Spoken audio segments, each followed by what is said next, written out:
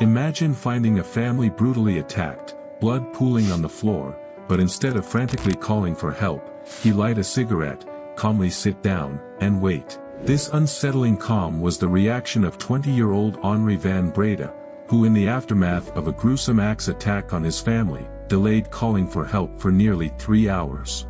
This horrific case, unfolding in a luxury estate in South Africa, raised questions that would haunt the world. Was this young man the lone survivor or a cunning murderer hiding in plain sight? On the night of January 27, 2015, while his family lay bleeding upstairs from a brutal axe attack, 20-year-old Henri van Breda, a student of Perth University, sat calmly in the kitchen downstairs.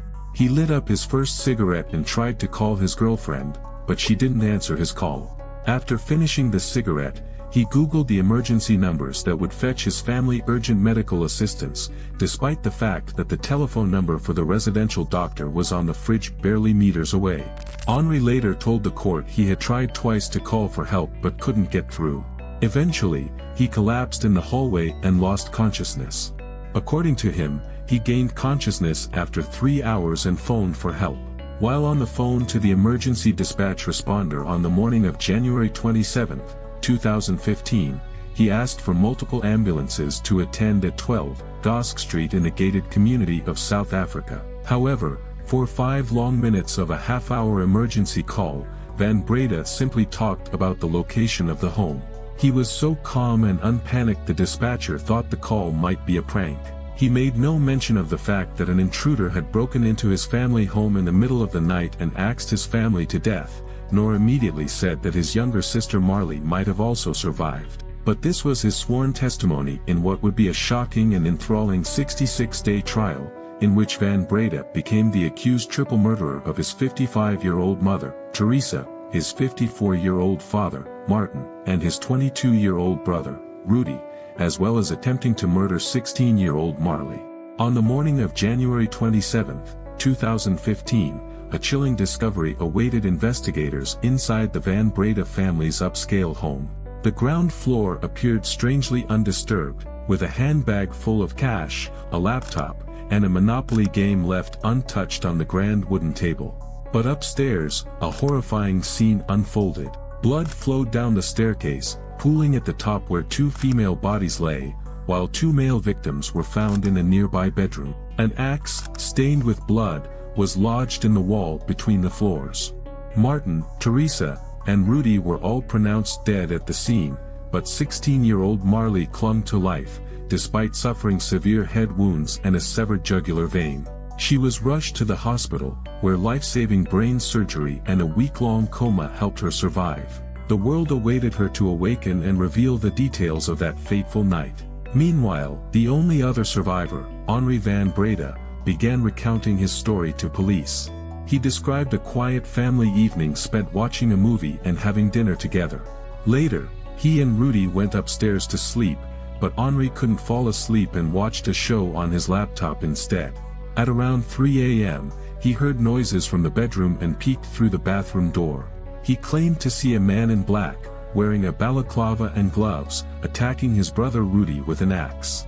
Henri van Breda called for help and his father came rushing into the room, towards the attacker. The axeman swung his weapon, killing Martin and laughing maniacally at his victory. The assailant then allegedly left the room and ventured out into the hallway, where Teresa had called out, concerned about what was happening in the room.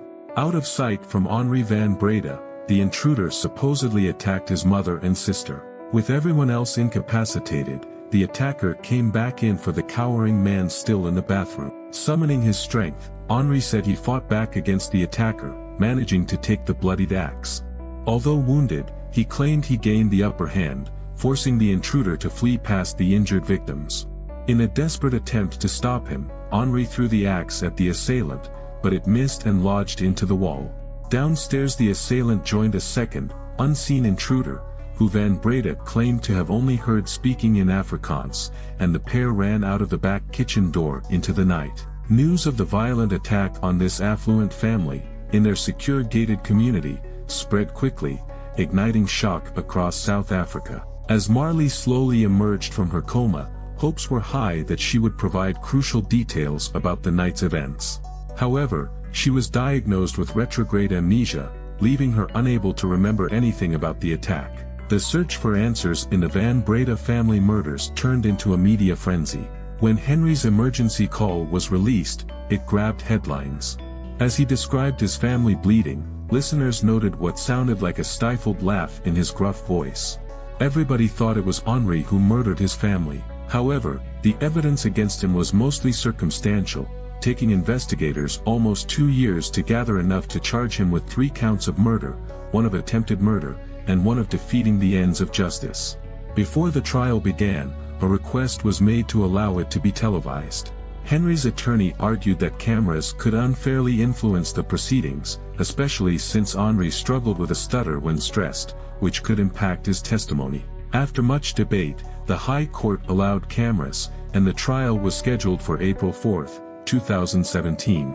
Henri was released on bail under strict conditions while both sides prepared their cases. As the trial approached, Marley, the sole survivor, returned to school but was kept away from her brother. It was later announced she would not testify in court. While the public viewed Henri as the prime suspect, the motive remained unclear. Some suggested he had a methamphetamine addiction, with a man claiming to be his dealer identifying him as a regular customer. However, police never confirmed this.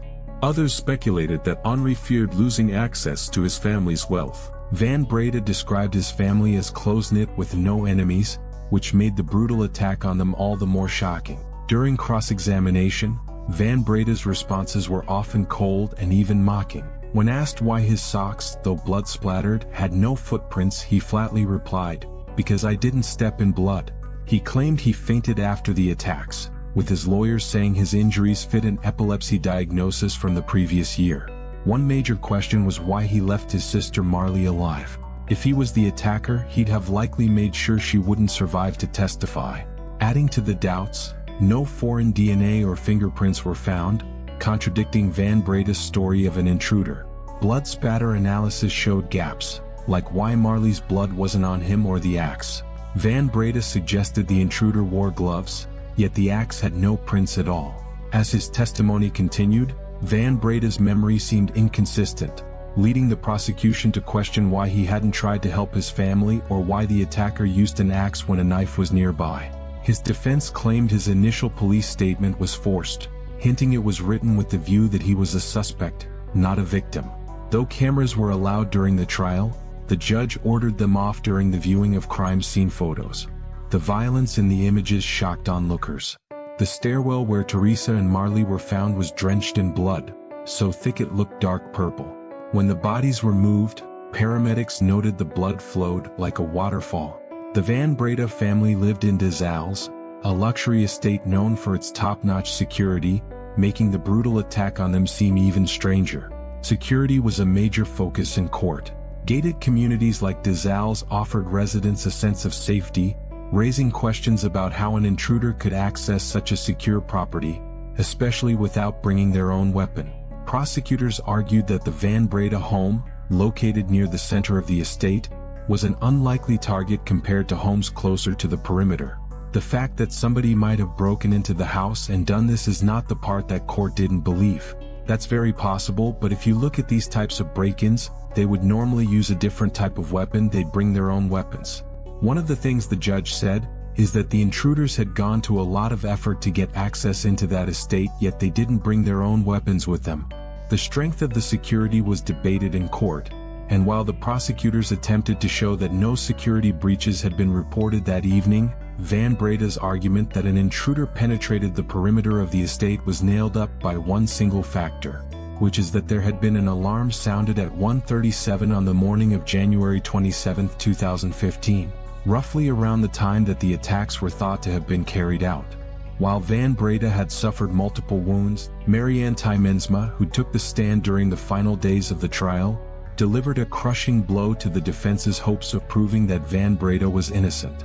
After careful consideration of Van Breda's wounds, which had been examined at the scene of the crime on the morning of 27 January, she concluded that he displayed regular and superficial wounds to the chest and torso, in total contrast to the lethal wounds his family had suffered. The second expert to testify for the prosecution was forensic pathologist Professor Johan Dempers, who argued that there was no reason why the so-called intruder should have attacked Henri van Breda in any way differently to the rest of the family, and that it was uncommon for one person in a group of victims to be significantly less affected by the attacker's violence.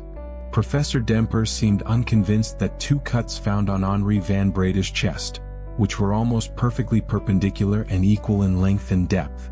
In the final moments of the trial, Judge Desai was left with haunting questions about Van Breda. Why hadn't he rushed to help his family? Why was he the only one to escape with minor injuries?